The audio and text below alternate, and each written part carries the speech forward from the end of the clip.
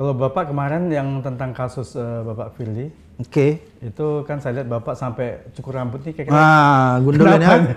Ya itu kan sama teman-teman ya, teman-teman mantan pimpinan KPK dan mantan pegawai KPK yang 57 orang yang pernah diberhentikan oleh Firly lewat tes wawasan kebangsaan. Jadi ketika Firly masuk itu dia membersihkan orang di dalam.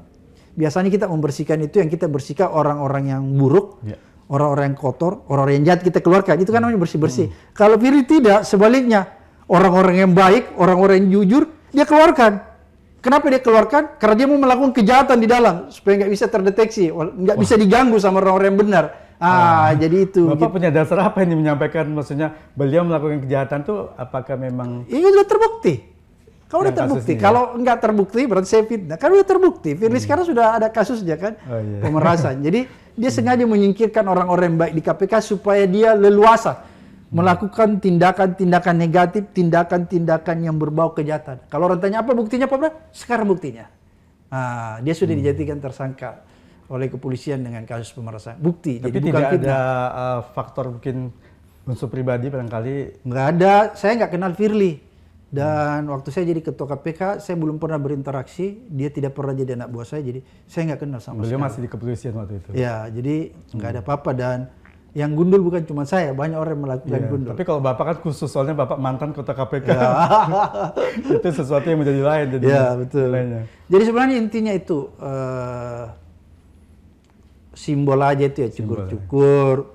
Cukur itu kan membersihkan kepala ya, jadi kita simbol untuk membersihkan kembali KPK. Jadi yang Bapak lihat dari kasus Pak Firly ini yang diduga memeras Bapak Syahrul Yassin Limpo ini, kira-kira menurut Bapak gimana nih kasus ini? Pandangan Bapak. Jadi begini, pelanggaran Firly itu sebenarnya sudah banyak, bukan cuma ini. Dari kalau kita bisa lihat kan bisa dilihat di track nanti di jejak digital itu kan sudah banyak dilaporkan oleh masyarakat, oleh pegawai-pegawai KPK tentang pelanggaran etik yang dilakukan. Itu sudah dari dulu, mulai dari pelanggaran penggunaan helikopter, macam-macam. Tapi kan sudah ada di sidang kode etik kan beliau nggak bersalah atau gimana? Bukan, dia bersalah tapi diberikan sanksi ringan. Tapi ada juga yang beberapa kasusnya itu tidak diperiksa. Seorang penegak hukum itu tidak boleh menerima pemberian dari siapapun juga, apalagi orang-orang yang terkait dengan, nggak boleh sama sekali. Karena kalau dia menerima, itu nanti ada konflik of interest. Meskipun tidak ada kaitan hukum.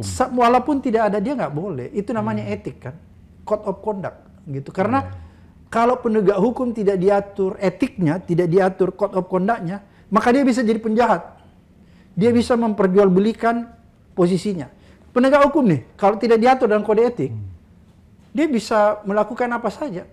Kau kasih saya duit, gitu. Saya perkaramu saya nggak ditindaklanjuti. Kan gitu, makanya harus diatur. Jadi kalau orang bilang penegak hukum itu harus bagaimana? Standar moralnya dia harus tinggi. Jadi kalau orang biasa misalnya standar moralnya 5, dia nggak boleh 5. Dia harus 7. Karena kan dia teladan, dia harus memberi contoh. Bayangkan, penegak hukum itu kadang-kadang dia menentukan benar tidaknya seseorang. Betul. Berbahaya kan? Kalau dia tidak punya etik bagus, tidak punya akhlak yang bagus, itu berbahaya sekali. Karena dia akan menentukan benar apa enggak. Itu paling bisa bahaya. Salah memutuskan itu berbahaya. Iya, makanya dia harus dibuatkan aturan yang ketat. Itulah yang disebut code of conduct, kode etik. Di KPK itu kode etiknya keras sekali, kuat sekali. Beda dengan penegak hukum lain. Jadi sangat tidak nyaman, nggak bebas dong Pak jadi iya, KPK.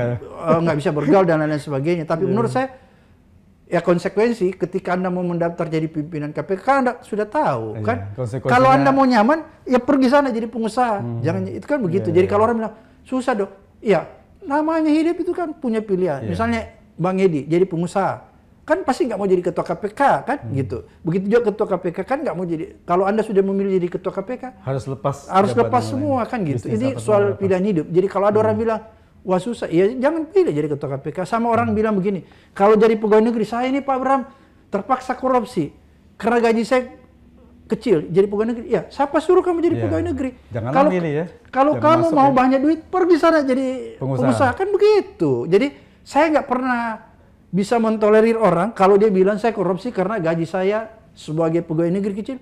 Ya kau tahu itu pegawai negeri kecil, kenapa mau jadi pegawai negeri? Atau dia bilang, gaji saya sebagai polisi rendah, jadi saya bisa nakal-nakal. Kau udah tahu rendah, kenapa kamu mau jadi? Kalau kamu mau banyak duit, pergi sana jadi pengusaha kan gitu. Jadi ini soal pilihan hidup sih sebenarnya.